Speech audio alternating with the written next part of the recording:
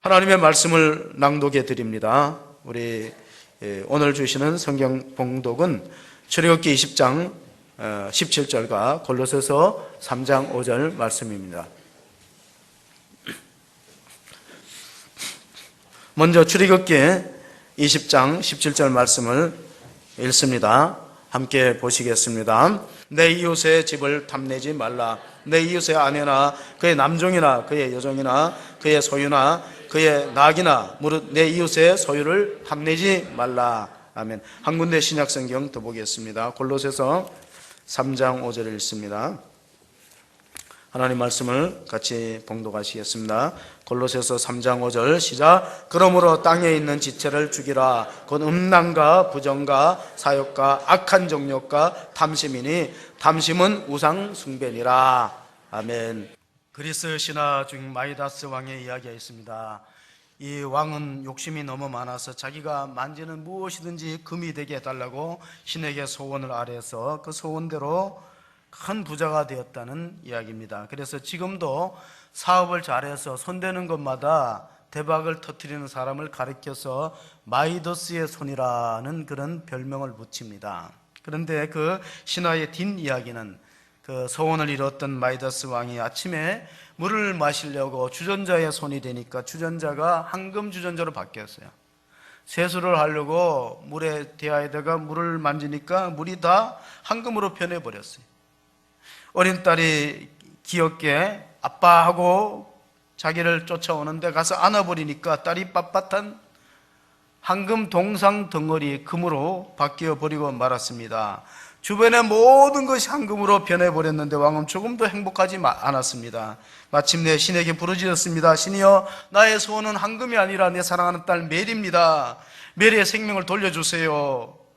원래대로 해주세요. 그렇게 여러 날 울부짖었더니 그 왕이 자기의 지나친 탐욕을 신에게 회개했대요. 내가 너무 욕심이 많았구나, 지나쳤구나. 옛날이 좋았는데 내 딸이 황금으로 변해서 내가 안을 수도 없고, 그렇게 울면서 간청한 끝에 마법이 풀려서 모든 것이 원래 상태로 돌아왔고 마이더스는 평생 자기에게 주어진 것에 감사하며 살았다는 이야기입니다. 여러분이 만지는 것마다 다 잘 되시기를 바랍니다. 그러나 다 황금으로 바뀐다고 좋은 건 아니에요. 역사상 황금을 가장 많이 소유했던 사람이 솔로몬 왕이라. 그래서 솔로몬은 모든 것을 황금으로 지었어요. 막 금이 돌처럼 흔한 시대에 솔로몬 왕은 살았고, 기록에 의하면은 그의 아내가 700명, 첩이 300명이다. 합치면 몇 명이죠? 계산 잘 하시네. 1000명의 후궁들을 거느리면서 그는 행복하지 않았어요.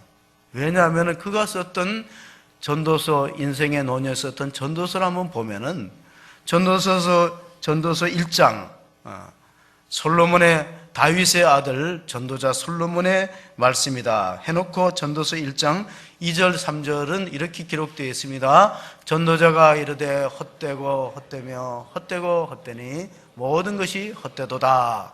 해 아래서 수고하는 모든 수고가 사람에게 무엇이 유익한가. 사람이 해보고 싶은 것을 방해받지 않고 다 할 수 있던 사람들이 고대의 왕들이었어요. 솔로몬 왕은 자기가 욕망이 이끄는 대로 하고 싶은 대로 다 했는데 결론이 뭐냐? 허무입니다. 그래서 제가 10대 후반에 전도서를 읽고 큰 충격을 받았습니다. 니힐리즘, 허무주의를 영어로 니힐리즘인데 니힐리즘의 극치가 전도서예요. 근데 그 단서가 있어요. 사람이 해 아래서 하는 모든 수고가 무엇이 유익한가? 그건 해 위에서 하는 거는 괜찮다는 거예요. 해 위에는 누가 계시냐면 하나님이 계시잖아요. 하나님과 더불어 관계에 있는 인생은 의미를 남기고, 하나님이 없는 모든 사람의 수고는 바람을 잡는 것 같아. 해 아래에 새 것이 없어요. 새 것이 있다면 어떤 걸까요?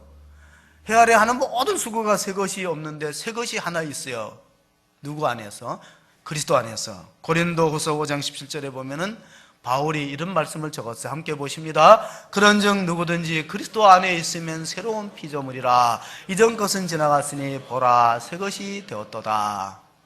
해 아래 새 것이 없는데 유일하게 새 것이 있다면 그리스도 안에서, 해 위에서 하나님과 관련된 것은 의미가 있다는 거예요. 전도서는 12장까지 있기 때문에 1년 12달하고 비슷해요. 1년 12달 하나님과 관계없는 인생은 허물을 남긴다. 그러나 하나님과 관련을 맺고 그리스도 안에 있는 생, 그리스도 밖에 있지 않고 그리스도 안에 있는 생은 고생도 의미가 있어요. 고난도 유익으로 바뀝니다. 그러나 그리스도 밖에 있는 인생은 아무리 많은 소유를 가졌든 인생의 종말에는 허물을 남길 수밖에 없다. 그래서 오늘 우리가 십계명의 결론이 뭐냐? 우리 십계명을 10주 동안 해왔어요.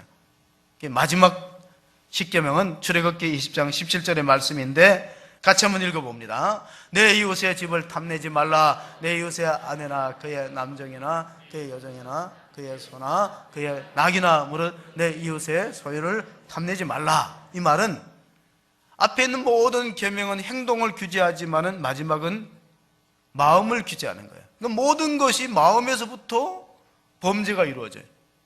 마음을 잘 단속하면은 나머지 9계명을 다 지킬 수 있다, 그런 뜻입니다. 야고보서 1장 15절에 욕심 잉태한 자 죄를 낳고 죄가 장성한 주 사망을 낳느니라. 그래서 11계명은 있어요, 없어요? 11계명은 없어요. 유대인들이 만들었대, 11계명을. 자기네끼리 만든 거예요. 성경에는 없는 건데. 아세요, 혹시? 11계명은 들어보신 적 없어요? 들키지 말라. 11계명이 뭐라고요? 앞에 10계명 다 범해도 안 들키면 돼. 안 들킬 방법이 있나요? 하나님 보고 계시는데. 창세기 3장 6절에 보면요, 이 보는 게 참 무서워요. 보는 데에서부터 유혹이 들어오고 죄가 들어옵니다. 같이 봅니다. 여자가 그 나무를 본즉 먹음직도 하고 보암직도 하고 지혜롭게 할 만큼 탐스 있기로 한 나무인지라. 여자가 그 열매를 따먹고 자기와 함께 있는 남편에게도 주매 그도 먹은지라. 그래서 불교에서는 이런 말이죠. 견물생심, 볼견자, 사물을 볼 때 욕심이 생긴다. 보는 데서 유혹이 들어옵니다. 덴마크의 철학자였던 키에르케고르는 인간이 구원받는 과정을 3가지 단계, 실존의 3단계서를 제시했어요. 첫째, 심미적인 단계다. 사람은 자기 욕심이 원하는 대로 살고자 하는 본능이 있다. 그래서 이 심미적인 단계에서 그 사람들이 외치는 말은 카르페 디엠이라는, 라틴어 카르페 디엠, 오늘을 즐기라는 뜻이. 그냥 뭐 뒷일은 나중에는 뭐 죽든지 뭐 멸망하든지 오늘을 즐겨라, 카르페 디엠. 그렇게 살아가는 심미적 단계가 있고, 두 번째는 윤리적 단계였어요. 그렇게 살면 안 된다. 사람은 이성적으로 도덕적으로 살아야지 그렇게 살면 되느냐. 이런 단계를, 윤리적 단계를 우리는 뭐라고 그랬냐면 너 자신을 알아라. 소크라테스가 그 델포이 신전에 적어놨던 글이 뭐냐면 그노티 세아우톤이라는 단어예요. 그러면 너 자신 알라. 그리스 말이지. 그노티 세아우톤. 이제 윤리적 단계를 넘어서면 윤리적 단계도 마지막은 절망이에요. 왜냐하면 그걸 그렇게 한다고 해서 구원이 있는 것은 아니거든요. 철학은 문제를 발견하지만은 해답을 줄 수 없기 때문에 마지막은 종교적인 단계. 자, 종교적인 단계가 뭐냐? 메멘토 모리의 단계. 죽음을 잊지 말라. 구원은 믿음의 문제지 이성의 문제가 아니다. 아무리 우리가 도덕적으로 살았다고 해도 구원을 확신할 수 없다. 하나님의 은혜를 베푸셔서 우리를 건져주셔야지 인간은 자기 힘으로 구원에 이를 수 없다는 한계입니다. 그 케어르가 썼던 가운데 공포와 전율이라는 단편에 이런 얘기했어요. 어머니가 젖을 떼려면은, 사랑하는 아이에게 젖을 떼려고 하면은 이 어머니의 젖꼭지에다가 뭐 검은 색깔, 아이들이 싫어하는 검은 색깔이나 쓴 약을 발라갖고 강제로 띄게 해요. 그러면 보세요. 아이가 생각할 때, 이거는 어머니가 아니구나 하고 오해할지 모르지만은 어머니의 그 젖을 못 먹게 하기 위해서 무슨 약을 발랐다고 해서 어머니가 달라진 건 아니에요. 인생의 고난이 쓴잔이 왔다고 해서 하나님이 달라지는 분이 아니란 뜻이에요.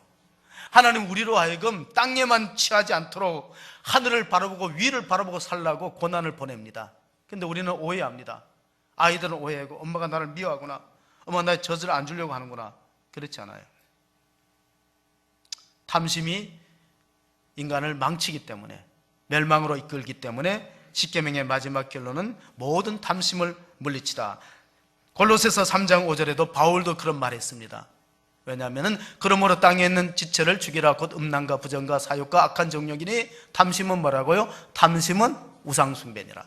왜냐하면 하나님보다 더 대상에 몰두하고 하나님보다 사랑하는 인간의 모든 욕심들은 결국은 우상숭배에 해당된다는 사실을 밝히고 있습니다. 칼 막스가 공산당 선언을 발표할 때 거기 이런 내용을 적었어요. 인간의 탐욕은 자본주의의 동력이다. 자본주의가 뭐냐? 자본주의 인간의 탐욕을 부추겨서 생산을 많이 하게 한다. 그래서 십계명의 계명을 가만히 보면은 하나로 줄일 수 있어요. 나 외에 다른 신들을 있게 하지 말라. 1계명으로 줄일 수 있어요. 왜냐하면은 하나님만 사랑하면 이 모든 것으로부터 우리가 벗어날 수 있는데, 하나님보다 더 사랑하는 것들은 그것이 물질이든 자녀이든 권력이든 명예든 다 우상 숭배에 빠질 수밖에 없는 위험성을 지적한 겁니다. 인류의 역사의 변천사를 가만히 보면은요, 원시 사회는 정글 사회였어요. 정글 사회는 약육강식의 법칙이 지배합니다. 힘센 자가 모든 걸 독차지하는 거예요. 그럼 이렇게 살면 안 된다 해서 법을 정했어요. 그러니까 가장 오래된 법전이 함무라비 법전이에요. 십계명 이전에 만들어졌어요. 함무라비 법전. 그 모든 것은 규칙과 룰에 따라야 된다는 그런 사회를 스포츠 사회라고 부를 수 있어요. 물론 이긴 자가 많은 유익을 얻지만 그래도 어떤 룰을 정해서 하는 스포츠 사회. 근데 가장 이상적인 사회가 심포니 사회예요. 오늘 우리가 갈릴리 성가대의 찬양을 들었듯이 심포니는 뭐야? 각기 다른 목소리를 내되 좋아하는 거. 가장 이상적인 사회는 상생과 조화를 통해서 함께 살아가는 것을 도모하는 것이에요. 그래서 우리가 어떤 사람이 성숙한 사람이냐 그러면은 나하고 다른 사람하고도 잘 어울릴 수 있는 사람이 성숙한 사람이에요. 미숙한 사람은 자기가 좋아하는 사람만 좋아해요. 공자가 이런 말을 했어요. 인자무적이다. 인자무적은 어떤 뜻이죠? 어진 자에게는 적이 없다는 뜻이에요. 인자무적. 제가 어떤 목사님을 만나갖고 한번 이렇게 물어봤어요. 사모님하고 결혼 생활을 얼마나 됐냐 물어봤더니 그 목사님이 적과의 동침이 25년 됐다 그러더라고요. 왜 사모님이 동지가 아니고 적이요? 그러니까 사모가 신학교에서 만났는데 같이 공부를 했는데, 사모님이 목회하는 과정 속에서 자기한테 항상 비판적인 일을 말해야 돼. 설교가 마음에 안 들고 기도가 마음에 안 들고 당신은 왜 찬양을 그렇게 하냐고. 그러니까 이 같이 신학교를 공부했으니까 비판력이 높아요. 그러니까 이 남편에 대해서 계속 이렇게 얘기하니까 뭐 힘들다는 거예요. 제가 아는 어떤 분들은요, 그렇게 같이 교회를 하다가 나중에 이제 사모님이 딴 교회를 가더라고요. 신학을 나왔으니 딴 데 가. 그럼 목회자 부부가 신학을 같이 했다고 해갖고 교회가 성공적이고 크게 부흥하는 것 아닌 것도 이상해. 그죠? 배가 부흥할 것 같은데 이론상은 그래요. 현실적으로 안 그래요. 우리 집사람 신학교 안 나온 것에 대해서 감사하잖아요. 지금도 막 집에 가면 막 오늘 기도를 왜 그렇게 했느냐, 설교를 왜 길게 했느냐 그러는데 이제 신학교까지 나오면 내가 못 견디죠. 요즘에 가장 이제 관심을 끄는 게 그 이세돌하고 그 구글에서 만든 인공지능 AI하고 대국인데, 저는 처음에 이길 줄 알았어요. 제가 좀 사태를 잘 모르는 것 같아요. 세 판 다 지니까 이제 문제가 심각합니다. 프로와 아마추어의 차이가 뭔지 아십니까? 프로는 복귀가 가능한 사람들이 프로예요. 저는 이제 바둑을 아주 지극히 기초밖에 모르니까 바둑을 두고 나면은 복귀를 못 해요. 내가 어디 뒀는지 잘 기억을 못 해요. 막 상대방이 싸움을 걸면 막 감정이 상해갖고 막 같이 이렇게 둬버리니까 휘말리니까 모르잖아요. 근데 프로는 다 복귀가 가능해. 인생도 그렇습니다. 인생도 자기가 어느 지점에다가 돌을 두는지 알 수 있는 사람은, 자기 이 걸어온 길을 돌아보면서 성찰하고 회개할 수 있는 사람이 신앙이 좋은 사람이지. 최근에 그 강남 세브란스 병원에서 그 인간의 뇌에 대해서 발표를 했어요. 미국의 학술 잡지에서, 국제 학술 잡지에서 나왔는데, 행복한 사람하고 불행한 사람은 뇌 구조가 다르대. 어떻게 다른가? 부정적인 소식이나 영향력이 오면 최소화시키고 그것을 다시 원상대로 돌리는 회복 탄력성이 뛰어난 뇌를 갖고 있대요. 행복한 사람은. 근데 불행한 사람은 뭐냐? 부정적인 소식이나 영향을 받으면 거기 딱 지배받아요. 그거 사로잡혀. 그 시험 들어요. 그걸 이겨내지 못해. 회복하지 못한다네. 그래서 행복한 사람은 이 뇌 상태가, 뇌가 완전히 다르다. 제갈공명이라는 사람이 삼국지의 그 유비를 도와서 통일했는데, 제갈공명이라는 사람이 이런 말을 했어요. 절대 리더가 되어서는 안 되는 사람, 첫 번째 탐욕스럽다. 욕심 많다는 거예요. 두 번째, 유능한 사람을 시기한다. 자기보다 뛰어난 부하를 자꾸 누르려고 하고 시기하는 사람, 그런 사람은 절대 리더가 되면 안 된다는 거예요. 왜냐하면 인간의 마음이라는 건요, 타고날 때 착한 마음이 아니에요. 원죄에 의해서 오염된 마음이에요. 예레미야서 17장 9절에 보면요, 모든 자연 만물보다 부패한 건 마음이라 그랬어요. 예레미야서 17장 9절에 보면 이런 말씀이 있습니다. 모든 자연 세계보다 심히 부패한 건 인간의 마음이다. 그러므로 우리가 무엇을 지켜야 되는가? 잠언서 4장 23절에 보면요, 무릇 지킬 만한 것보다 뭘 지키라 그랬어요? 내 마음을 지키라. 생명의 근원이 이에서 남이더라. 자, 우리는 생태계의 오염과 이 자연 환경의 그 여러 가지 현상들 때문에 걱정합니다. 자연 보호하는 사람들이. 그런데 실제로 문제는 뭐냐? 그 모든 것은 인간의 탐욕스러운 마음에서 생태계가 파괴되는 거예요. 개발이라는 명목 하에서. 그래서 마음을 잘 관리해야 돼. 무릇 지킬 만한 것보다 내 마음을 지키라. 생명의 근원이 어디서 난다고? 이에서 나니라. 마음을 잘 지키. 그러니까 10계명의 마지막 계명은 탐심을 경계하고 마음을 단속하지 못하면은 9가지 계명을 절대 못 지킨다는 거예요. 우리나라에는 그런 속담이 있잖아요. 남의 떡이 커 보인다. 미국에는 이런 속담이 있대요. 남의 잔디가 더 푸르게 보인다. 남의 게 좋아 보인다. 그 남의 거를 자꾸 탐내는 인간의 본능이 있어요. 요즘에는 TV를 트면은 먹는 방송이 그렇게 많이 해요. 어저께도 TV를 틀으니까 뭐 짬뽕을 맛있게 먹더라고요. 근데 뭐 씹지 않고 삼키더라고요. 그 뭐 이렇게 보는 사람이 먹고 싶을 만큼. 외국인이 우리나라에 와서 잘 이제 이해 못하는 언어 가운데 하나가 여러 가지 있는데, 그 중에 하나가 오늘 퇴근할 때 내가 쏜다 이러면요, 외국 사람들은 총을 쏘는 줄 아는데, 참에 이거 큰일 났구나, 사고 나는구나. 우리는 이제 식사를 대접하겠다는 뜻이에요. 프랑스에서 교포 3세가 우리나라에 와서 잠시 일을 했는데, 과장이 피곤해 보니까 계피사탕 하나 줄까 그랬어요. 그랬더니 보신탕 먹는다는 얘기는 들었지만 계피를 가지고 사탕을 만들어서 주냐 그래서 노고 그랬대. 그랬더니 그럼 눈깔 사탕 줄까 그래. 사장님 거 몰래 훔쳐왔다고. 사장님 거 몰래 훔쳐왔는데 하나 줄까 그래. 아니 사장님 눈깔을. 그래서 머뭇거리니까 자네 요새 피곤하니까 좀 보신을 해야 돼. 우리 집에 가. 오늘 나랑 같이 퇴근할 때 집에 가면 우리 마누라 내장탕 죽인다 이러더래. 한글을 잘 모르는 사람한테 우리 마누라 내장탕 죽인다 그러니까 도대체 뭘 대접하려는 거냐고 막 영문도 모른 채 가다가 절도할 뻔했대요. 간판이 이제 가게가 별로 보이면서 간판이 지나가다가 이제 어두운 골목길인데 할머니 뼈 해장국 있다. 할머니 뼈 해장국. 근데 그 다음에 또 나가다 보니까 할머니 산채 비빔밥이 있더래요. 할머니를 산채로 비빔밥 하는 줄 알고 아주 깜짝 놀랐다. 나중에 이제 그게 다 오해가 풀리죠. 우리나라는 그런 이제 먹는 문화에 대해서 좀 민감한데, 사실 이 10계명의 마지막 계명은 우리가 예수님도 시험당했던 부분이 있어요. 마귀가 예수님을 40일 금식 후에 시험할 때 첫 번째 시험이 뭐예요? 이 돌이 떡덩이가 되어 먹게 하라. 먹는 문제가, 경제 문제가 첫 번째 시험인데, 예수님께서 사람이 떡으로만 사는 것이 아니라 하나님의 입에서 나오는 모든 말씀으로 산다고, 말씀이 물질보다가 우선에 있다는 것으로 물리쳤어요. 그러니까 여기서 중요한 말은 사람이 떡 없이 산다고 말하지 않았어요. 다시 말하면 경제 문제가 중요하다는 걸 예수님 인정했어요. 그러나 문제는 순서예요. 떡으로만 사는 것이 아니라 하나님의 말씀이 먼저다. 공산주의가 왜 망하냐면요, 공산주의는 하나님의 말씀은 없어도 되고 떡만 있으면 된다는 게 공산주의예요. 그러나 안 되지. 유물사관 안 됩니다. 역사적으로 시험해 봤어요. 안 돼요. 여러분 속지 마세요.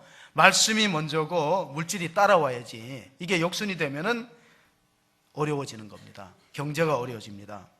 두 번째 시험은 이겁니다. 성전 꼭대기에 올라와서 뛰어내리면은 천사가 발이 땅에 닿지 않도록 받들어 줄 것이다. 과시욕입니다. 과시. 한번 그렇게 과시해 보라. 당신이 그렇게 초자연적인 능력이 있고 병도 고치고 기적을 행하면은 한번 좀 뽐내보라. 명예를 붙이기는. 여러분이 명예 때문에 자리 좋아하다가 넘어진 사람도 많이 있어요. 세 번째 시험인 산꼭대기에 올라가서 천하만국의 영광을 보여주면서 나한테 한 번만 엎드려 절하면은 이 모든 것을 다스리는 권세를 준다고 그랬어요. 권력에 대한 시험. 4월 13일 날 어떤 일이 있죠? 4월 13일 날 관심 없어요? 선거 있잖아요. 권력에 대한 욕심이 얼마나 심한지요. 지금 여야가 다 공천 때문에 난리잖아요. 뭐 여당도 그렇고 야당도 그렇고 다 그게 공천 문제예요. 공천 문제. 권력에 대한 욕구가 얼마나 강합니까? 예수님이 하나님께만 경배하고 다만 그를 섬기라고 마귀를 물리쳤어요. 왜? 마귀가 높은 데 데려간다면요, 사람들 다 높은 데 좋아해요. 높은 데. 근데 높은 데는 어떤 곳이냐면 위험한 곳이, 바람이 많은 곳이. 디모데전서 6장에 보면요, 이런 말씀이 있어요. 10절에 보면은 사람이 신앙생활 할 때 넘어지는 게 돈 때문에 넘어져요. 말로는 뭐 다른 거지만 핑계는 가만히 보면 속셈은 돈이 아까운 거예요. 그래서 넘어지는 거예요. 같이 봅시다. 돈을 사랑함이 일만하게 뿌리가 되나니 이것을 탐내는 자들은 미혹을 받아 믿음에서 떠나 많은 근심으로서 자기를 찔렀도다. 돈을 사용함이 일만하게 뿌리가 아니에요. 사랑함이, 이게 탐심이라는 거예요. 돈은 필요한 겁니다. 그러나 인생의 목적이 되어서는 안 돼요. 수단이지. 골로새서 3장 1절에 보면 위의 것을 찾으라. 바울이 그런 말인데, 인간을 안드로포스라는 헬라어 그리스 말은 위를 쳐다보는 존재라는 거예요. 인간은 위를 쳐다보야 되는데 탐욕에 사로잡히면 하나님이 안 보이고 물질이 보여요. 로마에는 이런 속담이 있대요. 탐심은 소금과 같아. 탐심은 뭐가 같다고? 소금과 같아요. 소금물을 마시면 잠시 시원한데 더 목이 타요. 이번에 사순절에 우리 아동부에서 미디어 금식하는 포스터를 붙였어요. 보신 분들 있죠? 거기 보면은 아이들이 영상물을 프레이하는 건 끄고 기도하는 프레어는 온하라, 그런 이제 영상물이 있는데, 사실 이건 우리 어른들에게도 필요하죠. 어른들에게도. 우리가 좀 미디어도 금식하고, 옛날에는 이제 우리가 음식을 금식하면서 하나님께 기도했는데, 유대인들한테 이런 속담이 있어요. 돈 많은 부자에게는 아들이 없대요. 상속자가 있을 뿐이지. 지금도 보면은 그 재벌이 죽으면은 형제들끼리 싸워요. 형제들끼리. 톨스토이가 이런 말을 했어요. 돈이 없는 것은 슬프다. 그러나 돈이 많은 것은 배나 더 슬프다. 아마 그런 현상을 보고 하는 말일 수도 있어요. 인간의 탐심은요, 끝이 없어요. 그래서 지옥을 뭐라고 부르냐면 무저갱이에요. 무저갱. 무저갱을 한문으로 보니까 바닥젖자, 없을 무자, 바닥이 없어. 그 바닥이 없는 무저갱처럼 인간의 마음도, 인간의 욕심도 채워도 밑빠진 독처럼 안 채워져요. 이 절제를 못하면은 만족이 없다는 거예요. 사람은 아무리 많은 걸 가져도, 부자들도요 절대 돈 많다 생각 안 해요. 더 가져야 돼요. 록펠러가 돈이 그렇게 많을 때 신문기자가 물어봤어요. 얼만큼 더 벌면 되냐. 그러니까 리틀 어모아. 저는 영어를 잘 모르는데 리틀 어모아가 작은 게 아니에요. 좀 더란 뜻이에요. 좀 더. 그래서 밑빠진 독에 물 붓기. 어느 군대 동기가 예배를 드리고 나서 친해졌는데 PX에서 빵을 사 먹어요. 그러니까 동기가 같이 이제 교회를 다니니까 성경을 인용해서 내 이웃을 내 몸처럼 사랑하라 그랬는데 빵을 혼자 먹느냐 그랬더니 그 빵을 혼자 먹던 동기가 이렇게 말했더래요. 십계명 모르느냐. 내 이웃의 것을 탐내지 말라. 왜 자꾸 남 떡 먹는 거, 빵 먹는 걸 욕심을 내느냐. 그런 말이었어요. 이스라엘 민족이 광야에서 욕심을 내다가 시험 당하여서 징계를 받았어요. 민수기 11장의 사건이에요. 광야에서 이스라엘 민족이 탐욕을 품자 하나님의 징계가 나왔던 것이에요. 이스라엘 민족을 인도했던 모세의 생애를 돌아보면 히브리서 11장에 보면 이런 말씀이 있어요. 모세는 왜 그렇게 부귀영화와 애굽의 권력을 쉽게 포기하고 하나님의 백성들과 고난을 받았다면은 하나님이 자기에게 더 좋은 것, 세상의 것보다 더 좋은 것을 줄 거라는 소망이 있었어요. 그게 히브리서 11장 24절 25절에 있습니다. 시작. 믿음으로 모세는 장성하여 바로의 공주의 아들이라 칭함받기를 거절하고, 25절입니다. 그 모든 것들 도리어 하나님의 백성과 함께 고난받기를 잠시의 죄악의 낙을 누리는 것보다 더 좋아하고, 그리고 그리스도를 위하여 받는 수모를 애굽의 모든 부하보다 더 낫게 여겼으니 이것은 상 주시는 이심을 바라봄이라. 가치관의 차이죠. 사람은 눈에 보이고 물질적인 거, 우리가 말하면 동산이라든가 부동산을 좋아하지. 우리나라에서 부동산을 가장 많이 소유한 사람은 누굴까요? 홍길동이죠. 예, 동사무소 가보면 다 홍길동으로 돼 있어요. 예. 그러나 홍길동은 실제 인물이 아니에요. 가성적 인물이지. 자, 모세는 그 당시에 잠시 죄악의 낙을 누리고 인생을 정결 짓는 것보다가 하나님을 위해서 고난을 받고 그리스도를 위해서 고난을 받은 것은 애굽의 모든 부하와 재물보다 더 큰 것으로 여겼더라. 왜? 상 주시는 이심을 바라봤기 때문에 하나님이 내 인생의 주인 되심을 믿고 고백하고 그런 삶을 살았어요. 자, 탐욕에서 벗어나는 방법, 가장 중요한 것은 하나님을 내 인생의 주인으로 믿고 고백할 수 있기를 바랍니다. 다윗도 그랬어요. 나의 힘이 되신 여호와여, 내가 주님을 사랑하나이다. 시편 18편. 여호와는 나의 목자시니 내가 부족함이 없으리로다. 하나님이 내 인생의 주인이다. 그러므로 하나님은 내 욕심은 안 채워줘도 내가 인생을 하나님 뜻대로 살아가면 무엇을 채워주시는 분이라고, 필요를 채워주시는 분임을 믿으시기를 바랍니다. 하나님, 우리 욕심을 못 채워줘도 하나님을 진실로 정말 성실하게 믿는 사람의 의식주를 해결 안 해주겠느냐, 그런 말씀이죠. 윤동주 시인의 시, 여러분 잘 아는 시를 보면은 우리가 탐욕에서 벗어나기 위해서는 하나님을 생각하게 돼요. 하늘을 우러러 한 점 부끄러움이 없기를 입새이는 바람에도 나는 괴로워했다. 별을 노래하는 마음으로 모든 주거한 것들을 사랑해야지. 그리고 나한테 주어진 길을 걸어가야 되겠다. 오늘 밤에도 별이 바람에 스치운다. 그런 시 여러분 한번 들어봤을 거예요. 근데 제가 이제 학생 때 우리나라 시를 많이 외웠어요. 제가 고등학교 때 한 우리나라 시인들의 시를 한 100편 이상 외웠는데, 그때 하나 쉽게 쓰여진 시 가운데 이런 글이 있더라고. 인생은 살기 어렵다는데 시가 이렇게 쉽게 쓰여지는 것은 부끄러운 일이다. 그 당시 사실 살기 어렵거든. 일제치하에서 일본에서 유학 갔다가 그렇게 살았는데, 인생이 살기 이렇게 힘드는데 시는 쉽게 쓰여지니 부끄럽다. 자기에 대한 고백을 했는데, 내가 패러디를 해봤어요. 산다는 게 이렇게 힘드는데 설교가 쉽게 쓰여지는 것은 부끄러운 일이다. 설교 사실 만들기가 쉬운 건 아니죠. 사도 바울이 어떤 형편에서 고백을 했습니까? 우리가 이제 극장하고 교회 차이가 있는데, 극장은 보는 곳이고 교회는 드리는 곳이에요. 예배는 보는 겁니까? 드리는 겁니까? 드리는 거예요. 자꾸 예배를 본다 그러면 극장에 온 거예요. 극장과 교회 또 하나의 차이가 뭐냐면은 창문이 많으냐 없느냐의 차이예요. 극장이 창문이 많아요, 없어요? 극장은 창문이 없어요. 교회는 창문이 있어요. 왜냐하면 교회는 세상을 보라는 거예요. 세상을 바라보라.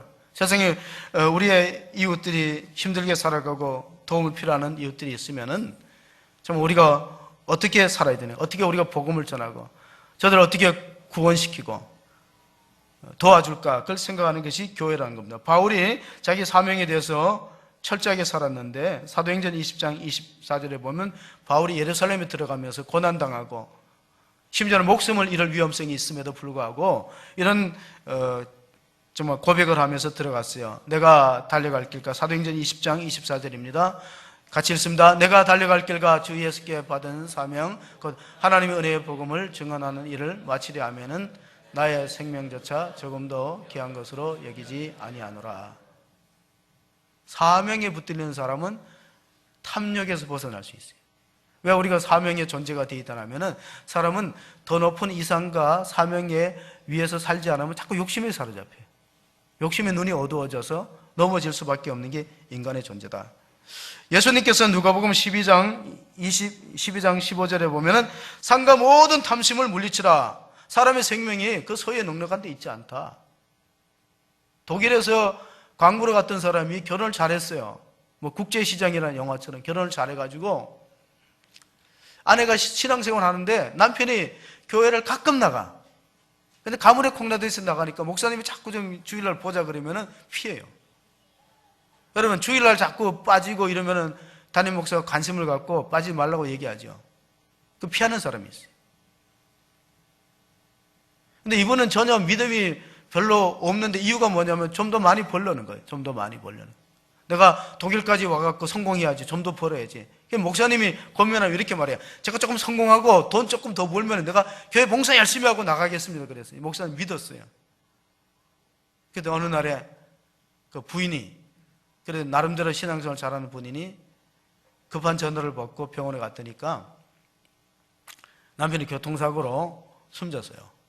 프랑크푸르트에 아는 사람이 온다기 때문에 마중 나갔다가 독일 프랑크푸르트에는 그 당시에 그 전차가 있었어요. 전차 밑으로 차가 들어가서 결국 목숨을 잃었는데, 그러니까 우리 구원받는다는 건 기회가 있지. 그 아무 때나 다음에 구원받지. 사람의 생애를 어떻게 알 수 있어요? 그걸 복음 전하는 게 그렇게 시급하다는 거예요.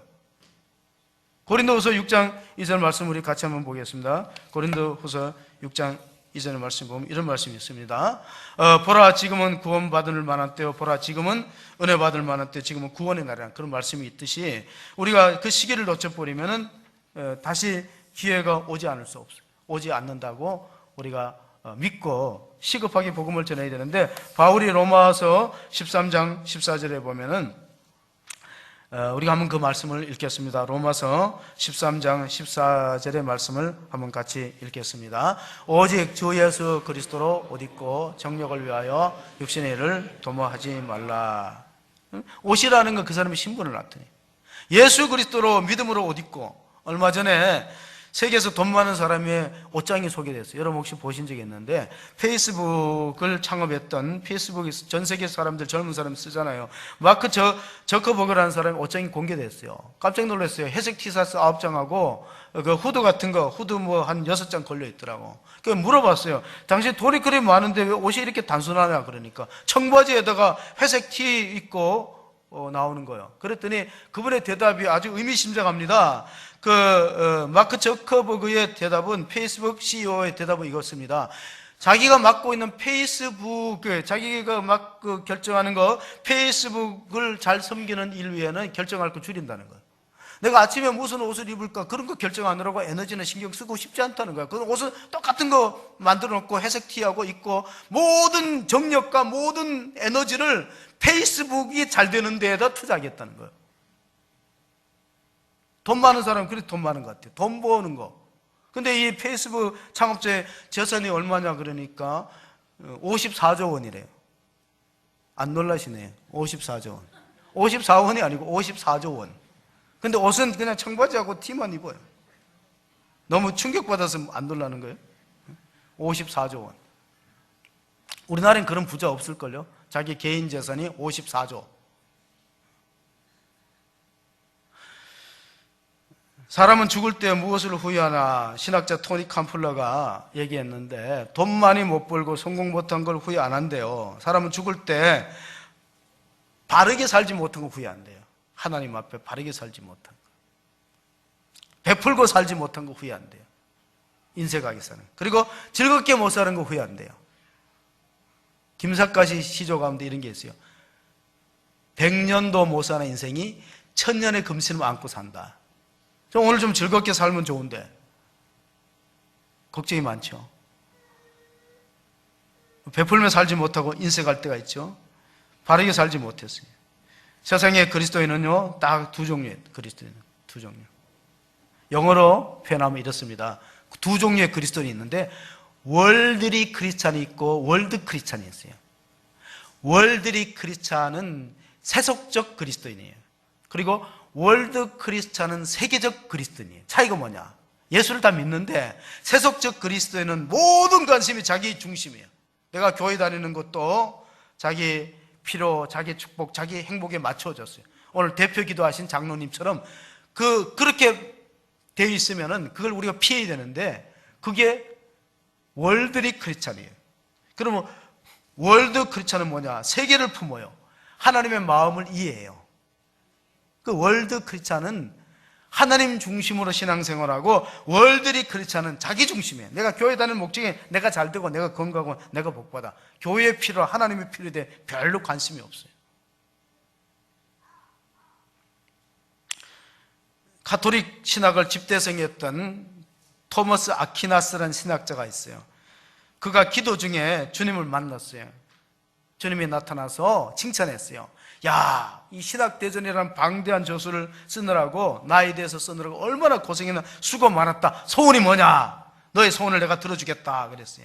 그랬더니 그 토마스 아퀴나스가 I want nothing but only Jesus Christ, 그런 유명한 대답을 했어요. 다른 거 원하지 않습니다. 주님만 원합니다. 그 아퀴나스의 고백이에요. 여러분은 어떤 걸 원하십니까? 요즘에 그 노래가 대세가 100세 인생이, 아마 정치권에서 그 패러디 갖고 뭐 선거 때 쓸 것 같아요. 뭐 하라고 전해라, 뭐 그런 거 있죠. 전해라. 뭐 60세에 나로 오라거든 아직 젊어서 못 간다고, 70세에 나로 오라면 할 일이 많아서 못 간다고 전해라. 뭐 100세 인생. 근데 이제 염라대왕이 실수해 갖고 미리 불러가는 사람이 있었대요.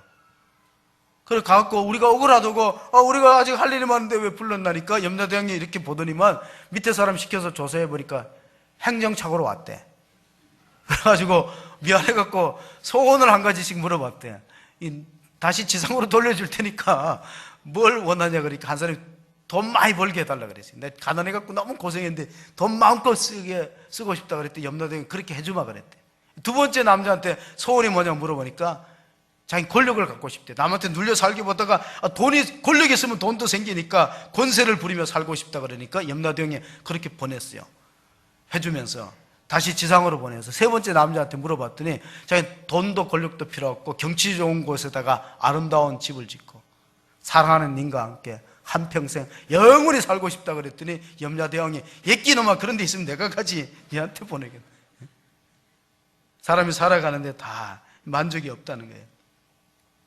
대박을 꿈꾸는 아버지가 일은 안 하고 맨날 그 복권만 사갖고 끌으니까 중학생 딸이 생일 선물, 아버지 생일 선물에 즉석 복권을 사줬어요. 그 아버지가 이 딸이 사주니까 뭐 대박인 줄 알고 긁어보니까 이런 글씨가 써있더래. 지금 당신의 생활이 대박입니다. 써있더래. 옆 사람한테 한번 해보세요. 지금 당신의 생활이 대박입니다. 한번 얘기해 보세요. 지금 당신의 생활이 대박입니다. 뭐 다른 거 워낙 지금 만족하면 돼요. 근데 우리는 만족이 없죠. 예수님한테 한 부자 청년이 찾아와서 이런 질문을 합니다. 선생님, 내가 어떻게 하면 구원 얻겠습니까? 영생 얻겠습니까? 그랬더니 예수님이 아주 기특하게 여기면서 마가복음 10장 11절에 너 율법을 지켰느냐? 아주 십계명 다 지켰습니다. 뭐 살인, 간음, 도적질 뭐 다 지켰습니다. 뭐 그렇게 자랑하잖아요. 십계명 중에 사실 그 부자 청년이 지킨 거는 6가지. 사람에 대한 계명 지켰어요.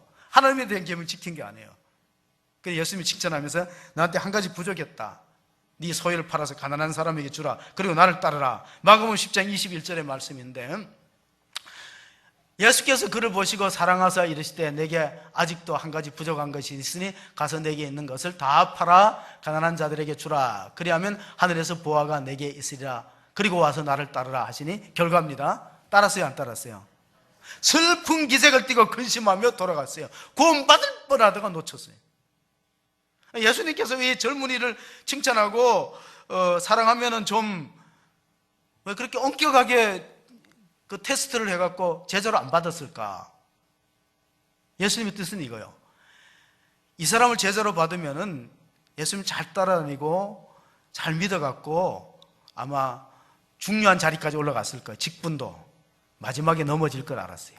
이 사람은 분명히 마지막에 넘어진다. 그러니까 여기에 못 통과하면은 이 사람은 나중에 넘어진다. 그래갖고 예수님이 첫 번째 아주 어렵게 질문한 거예요. 너가 지금 소유와 탐심을 버리지 못하고 나를 따르면은 처음은 잘 따라오는데 끝판에 가면 너는 배신하고 넘어진다. 그러니까 아예 처음에 이렇게 강하게 물어본 거예요. 모든 것을 팔아서. 그러면서 제자들을 칭찬했어요. 베드로가 주여 그럼 우리는 배를 버리고 그물을 버리고 집을 버리고 아버지를 버리고 예수님 따라다니는데 우리는 뭘 보상해 줄까요? 예수님이 마가복음 10장 29절 30절에 중요한 말씀해 주셨습니다. 같이 우리 본문 한번 읽어봅니다. 예수께서 이르시되 내가 진실로 너에게 이르노니 나와 복음을 위하여 집이나 형제나 자매나 어머니나 아버지나 자식이나 전토를 벌인 자는 현세에 있어서 집과 형제와 자매와 어머니와 자식과 전토를 100배나 받되 박해를 겸하여 받고 내세에 영생을 받지 못할 자가 없느니라. 아멘. 예수님 말씀 조금 더 거짓이 없어요. 완전히 이루어집니다. 근데 어떻게 이루어지나 하면은 현세에서는 우리의 버린 것의 100배를 받아요. 현세에서는. 그리고 죽으면 뭘 받는다고요? 영생을 받아요. 그러니까 여기 조건이 있어요. 끝까지 잘 믿을 때, 시험에 안 들고 떨어지지 않고 끝까지 믿음을 완성할 때 주어지는 거예요. 영생은 내세에. 근데 보면 되게 첫 번째 우리가 그 관문을 통과하지 못하고 넘어지는 경우가 너무나 많이 있기 때문에 예수님께서 말씀하신 겁니다. 자, 탐심을 가질 때 우리가 놓치는 것 중에 또 하나가 건강이에요. 잠언서 28장 16절에 보면은요, 탐욕은 육신의 건강을 해치는 거예요. 무지한 치리자는 포악을 크게 행하거니와 탐욕을 미워하는 자는 장수하리라. 그럼 사람이 적게 먹어서 병 생기는 게 아니라 많이 먹어서 병 생겨요.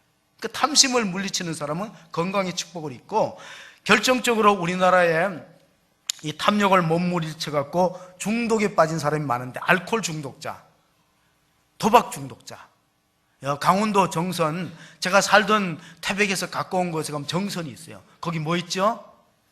카지노 있어요. 제가 들어가 봤어요. 왜냐하면 카지노 하려고 들어간 게 아니에요. 오해하지 마세요. 제 조카가 그 종업원이기 때문에 구경시켜서 들어갔는데 많아요. 여자들도 많고 남자들도 많고. 근데 우리나라에 도박 중독자의 숫자가 200만이 넘는데, 200만. 어떻게 고칠 거냐? 고치는 방법을 제가 끝으로 알려드릴게요. 모든 중독 형상을 고치는 것은 그 중독이 주는 쾌감보다가 더 센 게 오면 고쳐져요. 마약 중독을 고치는 방법은 마약보다 더 강력한 것을 받으면 돼. 그게 성령의 역사예요. 우리가 인간이 느낄 수 있는 가장 그 큰 기쁨과 만족은 성령이 주세요. 성령님이. 성령 은혜 받으면.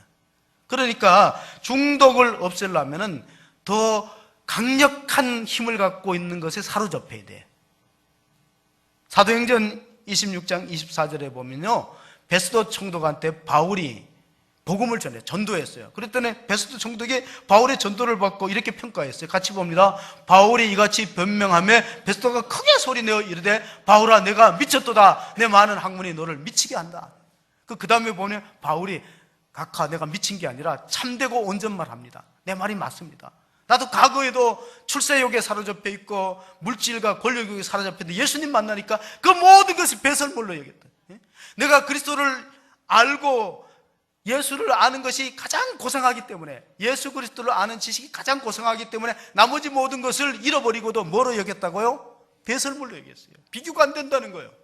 그러니까 예수를 잘 믿는 방법은 간단해요. 예수한테 미치면 돼요. 예수님한테 몰두하고 미치면 돼요. 그러니까 미친 사람은 행복합니다. 미친 사람은 암에도 안 걸려요. 제가 보장합니다. 미친 사람은 암 안 걸려요. 근데 어떤 사람이 미쳤는데 안 걸려요. 설 미쳤어. 적당히 미치면 안 걸려요. 근데 아주 미치는 사람은 안 걸려요. 왜냐면 모든 암의 원인이 스트레스인데 완전히 미친 사람은 스트레스가 별로 없어요. 완전히. 그러니까 바울은 암이 안 걸리죠. 완전히 미친, 예수님한테 완전히 미쳤기 때문에 행복해요. 날마다 행복하고 모든 탐심에서 벌써부터 벗어날 수 있어요. 우리가 주님 앞에 몰입하는, 주님을 위해서 살고 그리스도를 아는 지식이 가장 고상하여 나머지 것을 잃어도 정말 귀하게 여기지 않고 주님을 가장 귀하게 여기는 성도로 승리하시고 살아가시기를 주의 이름으로 축원합니다. 아멘.